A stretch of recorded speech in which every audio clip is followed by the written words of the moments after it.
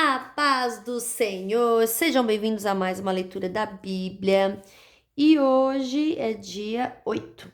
E nós vamos ler os capítulos 20, 21 e 22 do segundo livro de Samuel. 3 capítulos hoje, 20, 21 e 22. Vamos lá então? A revolta de Seba.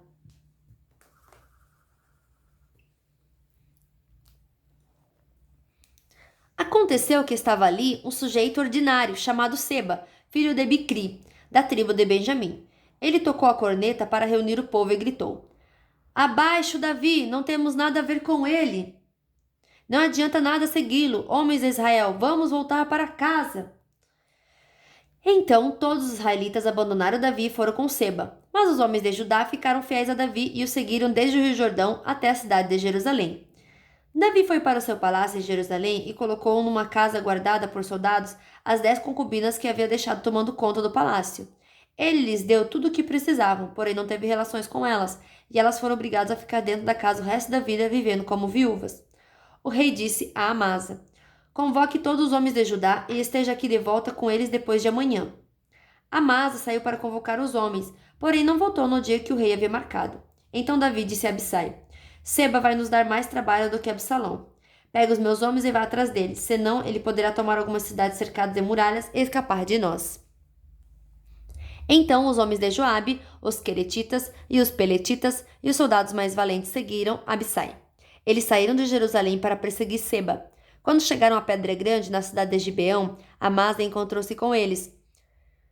Joabe estava vestido com roupa de guerra e tinha uma espada na bainha, que levava pendurada no cinto. Quando ele avançou, a espada caiu. Então Joabe disse a Amasa: Como vai, meu amigo? E pegou na barba de Amasa com a mão direita para beijá-lo. Amasa não reparou que Joabe tinha uma espada na outra mão. Então Joabe enfiou a espada na barriga de Amasa, e os seus intestinos saíram e se esparramaram pelo chão. Ele morreu na mesma hora. Joabe não teve de feri-lo uma segunda vez. Em seguida, Joabe e seu irmão Abissai continuaram a perseguir Seba. Um dos soldados de Joabe ficou perto do corpo de Amasa e gritou: Todos os que estão do lado de Joabe e são a favor de Davi, sigam Joabe! O corpo de Amasa ficou estendido no meio da estrada, coberto de sangue. O ajudante de Joabe viu que todos estavam parando, então arrastou o corpo para fora da estrada e estendeu uma coberta sobre ele, porque todos os que viam paravam. Depois que o corpo foi tirado da estrada, todos foram com Joabe perseguir Seba. Seba atravessou as terras de todas as tribos de Israel e foi parar na cidade de Abel-Bet-Maacá. Todas as pessoas do grupo de família de Bicri se reuniram e foram com ele para dentro da cidade. Os soldados de Joabe chegaram e cercaram a cidade. Eles construíram rampas de terra encostadas às muralhas e também começaram a cavar debaixo da muralha para fazê-la cair. Havia na cidade uma mulher muito esperta. Ela gritou do muro: Escutem, escutem! Digam a Joabe para vir aqui que eu quero falar com ele. Joabe foi e ela perguntou: Você é Joabe? Sim, sou, respondeu ela. Escute, senhor, disse ela. Estou escutando, respondeu ele. Então ela disse: Antigamente costumavam dizer: Vão e peçam conselhos na cidade de Abel, e era assim que resolviam os problemas. A nossa cidade é grande e uma das mais pacíficas e leais de Israel. Por que você está tentando destruí-la? Você quer arrasar o que pertence a Deus, o Senhor? Nunca, respondeu Joabe.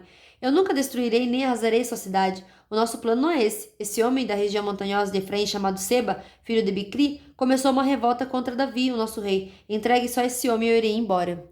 Nós jogaremos a cabeça dele por cima da muralha para você, disse ela. Aí ela foi dar o seu conselho ao povo da cidade, e eles cortaram a cabeça de Seba e a jogaram por cima do muro para Joabe. Ele tocou a corneta, reuniu os homens e todos deixaram a cidade e voltaram para casa. E Joabe voltou para perto do rei Davi em Jerusalém. Os oficiais de Davi. Joabe era o comandante do exército de Israel. Benaías, filho de Joiada, era o chefe dos queretitas e dos peletitas. Adonirão era o responsável pelos homens condenados a trabalhos forçados. Josafá, o escrivão, Josafá, filho de Ailude, era o conselheiro do rei. Seva era o escrivão. Zadok e Abitar eram sacerdotes. Ira, da cidade de Jair, também era um dos sacerdotes de Davi. Os descendentes de Saul são mortos. Capítulo 21.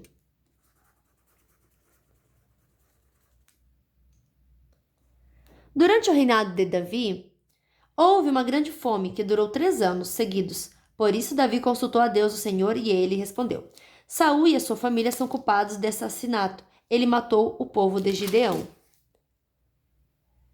O povo de Gibeão não era israelita. Eles eram um pequeno grupo de amorreus que os israelitas tinham prometido proteger. Mas Saul havia tentado acabar com eles por causa do interesse dele pelo bem do povo de Israel e de Judá. Então Davi chamou o povo de Gibeão e disse: O que posso fazer por vocês? Eu quero pagar pelo mal que lhes foi feito, para que assim vocês abençoem o povo de Deus.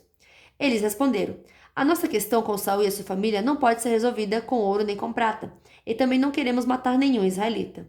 Então, o que é que querem que eu faça por vocês? Perguntou Davi. Eles responderam: Saul quis nos destruir para não sobrar nenhum de nós em nenhum lugar de Israel. Entregue-nos então 7 homens descendentes dele, e nós os enforcaremos diante de Deus, o Senhor de Gibeá, a cidade onde nasceu Saul, o rei escolhido pelo Senhor. Eu entregarei, respondeu o rei. Mas, por causa do juramento que ele e Jonatas tinham feito um ao outro, o rei não deixou que fosse morto Mefibosete, que era filho de Jonatas e neto de Saul. Porém, pegou Armone e Mefibosete, os 2 filhos que Rispa, filho de Aias, tinha tido de Saul, pegou também os 5 filhos que Merabe, filho de Saul, tinha tido de Adriel, filho de Barzilai, da cidade de Meolá, e Davi entregou os 7 ao povo de Gibeão. E eles enforcaram no monte diante do Senhor, e todos os 7 morreram juntos. Isso aconteceu no fim da primavera, no começo da colheita da cevada. Então Rispa, concubina de Saul, pegou um pano grosseiro e com ele fez um abrigo sobre uma rocha, e ficou ali desde o começo da colheita até o dia em que as chuvas de outono caíram sobre os 7 corpos. E não deixou que as aves se aproximassem deles, nem de dia, nem os animais selvagens de noite. Quando soube o que Rispa tinha feito, Davi foi e tomou dos moradores de Jabes de Gileade os ossos de Saul e do seu filho Jonatas. Os moradores de Jabes haviam retirado os corpos da praça de Bet-Sam, onde os filisteus os tinham pendurado no dia em que mataram Saul no monte Gilboa. Davi então colocou os ossos de Saul e de Jonatas junto com os ossos dos 7 homens que haviam sido enforcados. Sepultaram os ossos de Saul e de Jonatas no túmulo de Quis, o pai de Saul, na cidade de Zela, no território da tribo de Benjamim. Tudo o que o rei mandou foi feito, e depois disso Deus respondeu às orações do povo pelo seu país. Batalhas contra os gigantes filisteus. Houve outra guerra entre os filisteus e Israel. Davi e seus soldados foram e lutaram contra os filisteus durante a batalha. Davi ficou muito cansado. Um gigante chamado Isbi-Benob tinha uma lança de bronze que pesava mais ou menos 5 quilos e estava usando uma espada nova. Ele pensou que podia matar Davi. Mas Abissai, cuja mãe era Zeruia, socorreu Davi, atacou o filisteu e o matou. Então os soldados de Davi fizeram a promessa de nunca mais deixar que Davi saísse com eles para a guerra. Eles disseram: O Senhor é a esperança de Israel e nós não queremos perdê-lo. Depois disso, houve uma outra batalha contra os filisteus na cidade de Gobe. E Sibecai, da cidade de Uza, matou um gigante chamado Safe. Houve mais uma batalha contra os filisteus em Gobe, e Elanã, filho de Jair, de Belém, matou Golias, da cidade de Gate. O cabo da lança de Golias era da grossura do eixo de um tear de tecelão. E houve ainda outra batalha em Gate. Ali havia um gigante descendente dos antigos gigantes, que tinha 6 dedos em cada mão e em cada pé. Ele desafiou os israelitas, e Jonatas, filho de Simeia, irmão de Davi, o matou. Esses 4 eram descendentes dos gigantes da cidade de Gate, e foram mortos por Davi e os seus soldados. Capítulo 22. O hino da vitória de Davi.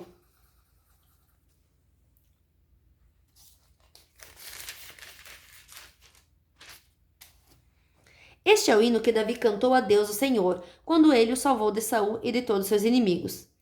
O Senhor é a minha rocha, a minha fortaleza e o meu libertador. O meu Deus é uma rocha em que me escondo. Ele me protege como um escudo. Ele é o meu abrigo e com ele estou seguro. Deus é o meu salvador. Ele me protege e me livra da violência. Eu clamo ao Senhor pedindo ajuda e Ele me salva dos meus inimigos. Louvem ao Senhor.